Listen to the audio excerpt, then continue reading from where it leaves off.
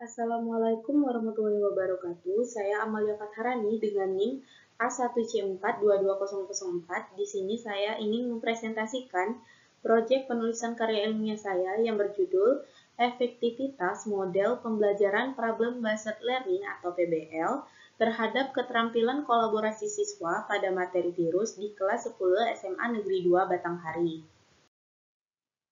Latar belakang yang saya ambil itu yang pertama, pembelajaran bertujuan mengembangkan aspek emosional, intelektual, dan spiritual individu agar belajar secara mandiri. Di SMA Negeri 2 Batanghari, observasi menunjukkan rendahnya keterampilan kolaborasi siswa dengan partisipasi minim dalam diskusi kelompok dan kesulitan memahami materi kompleks seperti virus. Penelitian mengungkapkan bahwa 94% siswa menganggap materi virus sulit dipahami dan 88% merasa lebih kepada hafalan daripada pemahaman mendalam. Model pembelajaran berbasis proyek atau PBL muncul sebagai solusi untuk meningkatkan pemahaman siswa, mendorong kolaborasi dan pemecahan masalah yang nyata dan juga mengembangkan keterampilan sosial. Penelitian ini fokus pada efektivitas PBL terhadap keterampilan kolaborasi siswa pada materi virus di kelas 10 guna mengatasi tantangan pembelajaran di sekolah menengah atas atau SMA. Batasan masalah pada proyek ini, yang pertama, penelitian ini hanya akan membahas model pembelajaran berbasis proyek atau PBL dan tidak akan membandingkannya dengan metode pembelajaran lainnya. Yang kedua itu, fokus penelitian akan terbatas pada materi virus yang akan diajarkan di kelas 10 SMA, tidak mencakup materi biologi lainnya. Rumusan masalah pada proyek ini adalah bagaimana efektivitas model pembelajaran problem-based learning terhadap keterampilan kolaborasi siswa pada materi virus di kelas 10 di SMA Negeri 2 Batanghari. Tujuan penelitian ini untuk mengetahui efektivitas model pembelajaran problem-based learning terhadap keterampilan kolaborasi siswa pada materi virus di kelas 10 SMA. Manfaat pada penelitian ini ada dua, yaitu manfaat teoritis dan manfaat praktis. Manfaat teoritis memberikan kontribusi pada pengembangan teori pembelajaran khususnya dalam konteks model pembelajaran berbasis proyek atau PBL dan kolaborasi 4 siswa. Temuan ini diharapkan dapat memperkaya literatur pendidikan dengan bukti empiris mengenai efektivitas PBL. Yang kedua itu ada manfaat praktis. Hasil penelitian ini diharapkan dapat memberikan wawasan praktis bagi guru dalam menerapkan PBL secara efektif sehingga meningkatkan kualitas pembelajaran dan keterlibatan siswa dalam proses pembelajaran. Ini merupakan kerangka berpikir yang ada di dalam proyek saya. Hipotesis masalahnya itu yang pertama, H1 terdapat efektivitas model PBL dalam meningkatkan kemampuan kolaborasi siswa. H0 tidak terdapat efektivitas model PBL dalam meningkatkan kemampuan kolaborasi siswa. Model Problem Based Learning atau PBL bertujuan utama untuk mengembangkan kemampuan berpikir kritis dan keterampilan memecahkan masalah, sekaligus mendorong peserta didik aktif membangun pengetahuan mereka sendiri. Ini dikutip dari Hosnan 2014. Dalam prosesnya, pembelajaran dengan model Problem Based Learning, peserta didik umumnya bekerja secara kolaboratif. Peserta didik dengan pembelajaran berbasis permasalahan dapat membangun keterampilan bekerja secara tim atau dengan kelompok. Ini merupakan tabel sintaks PBL atau Problem Based Learning yang memiliki beberapa fase. Yang pertama itu fase memberikan orientasi mengenai permasalahan kepada siswa. Guru dapat menjelaskan tujuan pembelajarannya, menjelaskan logistik yang dibutuhkan, memotivasi siswa dalam kegiatan pembelajaran. Siswa juga dapat menyimak dan membaca referensi buku yang diberikan, siswa mencatat logistik dan diperlukan.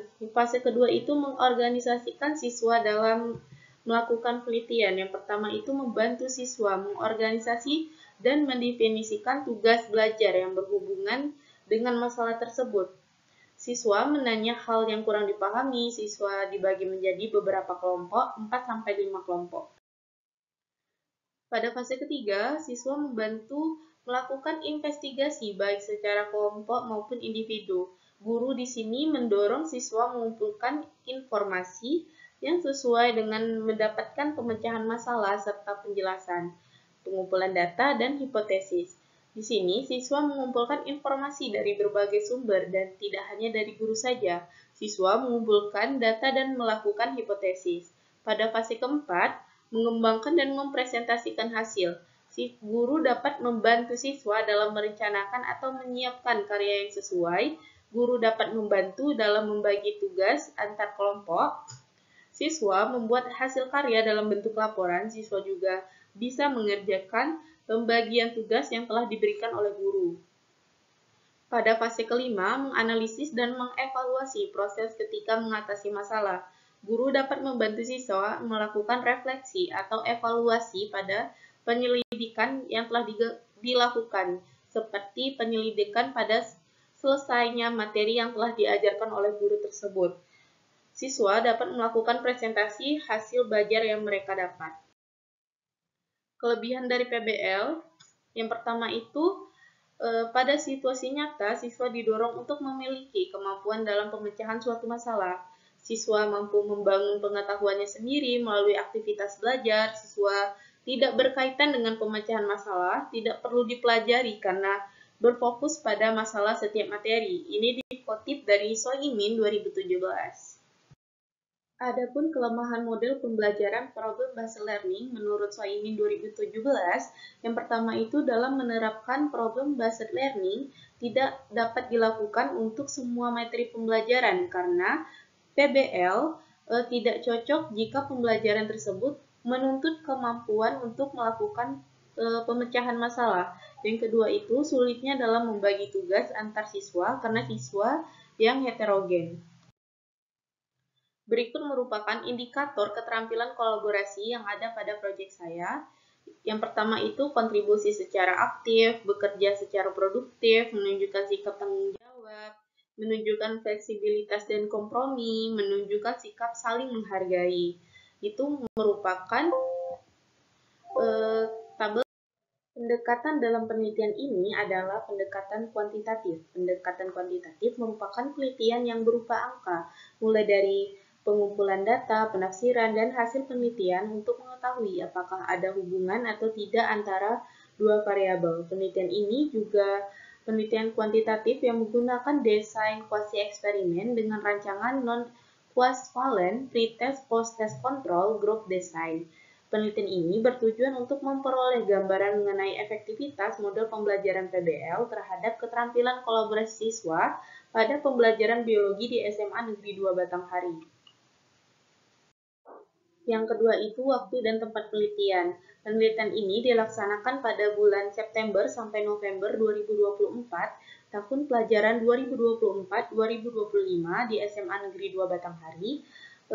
Yang ketiga itu populasi dan sampel. Populasi adalah keseluruhan subjek penelitian. Populasi dalam penelitian ini adalah peserta didik kelas 10, jurusan Biologi SMA Negeri 2 Batanghari, tahun ajaran 2024-2025. Sampel penelitian yang saya gunakan itu terdiri dari dua kelas, yaitu kelas pertama yang berjumlah 37 orang, yang kedua itu berjumlah 36 orang. Variabel yang saya gunakan pada penelitian ini ada dua, yaitu variabel bebas adalah variabel yang mempengaruhi atau menyebabkan perubahan pada variabel.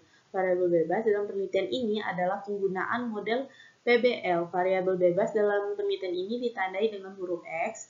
Yang kedua itu adalah variabel terikat. Variabel terikat adalah variabel atau hasil yang dipengaruhi oleh variabel bebas. Variabel terikat ini ditandai dengan huruf Y. Instrumen pengumpulan data itu ada lembar observasi. Keterlaksanaan lembar observasi merupakan lembar yang digunakan untuk mendapatkan gambaran kegiatan yang dilakukan siswa, dan lembar observasi keterlaksanaan sintaks PBL. Teknik pengumpulan datanya itu ada dua tahapan. Yang pertama itu tahapan persiapan pada kegiatan yang dilakukan seperti observasi sekolah, perizinan penelitian, menyiapkan angket, dan menyusun rubrik keterampilan kolaborasi. Yang kedua itu ada tahap pelaksanaan. Pada tahap pelaksanaan, kegiatan yang dilakukan adalah sebagai berikut. Yang pertama, melakukan observasi di sekolah, yaitu SMA Negeri 2 Batanghari. Yang kedua itu melakukan pretest, dilakukan 1 kali selama penelitian. Yang ketiga itu melaksanakan proses pembelajaran sesuai dengan modul ajar yang berbasis PBL. Teknik analisis data itu ada uji normalitas, uji homogenitas, dan uji hipotesis. Berikut merupakan daftar pustaka yang saya gunakan pada menyusun proyek penulisan karya ilmiah. Baik, mungkin itulah presentasi dari proyek penulisan karya ilmiah saya. Saya akhiri. Wassalamualaikum warahmatullahi wabarakatuh.